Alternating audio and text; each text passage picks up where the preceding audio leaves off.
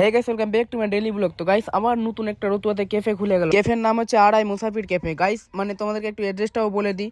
মানে পাঞ্চি হোন্ডা আর স্টার বায়ারের ঠিক মানে মাঝখানে শামসি যাওয়ার রাস্তায়। তো গাইস, দেরি না করে চলে আসো এই মুসাফির ক্যাফেতে।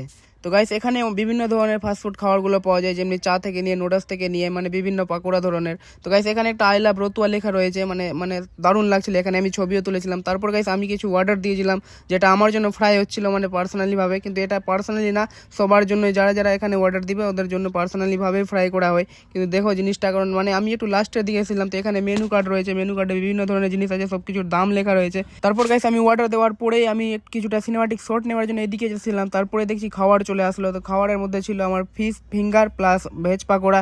তারপর গাইস, আমাকে তো খেয়ে একটু রিভিউ দিতে হবে, কারণ ফার্স্ট টাইম খাচ্ছি মানে এখানে। যেহেতু আমি খেয়েছি অনেক জায়গায়, কিন্তু এখানকার ফার্স্ট টাইম। তো গাইস, আমাকে খেতে মানে খুবই ভালো লেগেছিল ফিশ ফিঙ্গারটা। তারপর আমি ট্রাই করছিলাম ভেজ পাকোড়াটা। তো আশা করি যে ভেজ পাকোড়াটাও ভালোই ছিল, মানে ভালো বলতে কি একদম ভালোই ছিল। তোমরাও একবার ট্রাই করতে পারো, যদি আমার কথায় বিশ্বাস না হয় তো অবশ্যই ট্রাই করে যাওয়ার। দামটাই অনেক কম। তো গাইস, আমাদের এখানকার সব কিছু মানে খাওয়া দাওয়া হওয়ার পরেই আমরা জাস্ট বেরিয়ে গেলাম, কারণ রাত প্রচুর হয়ে গেছিলো গাইস।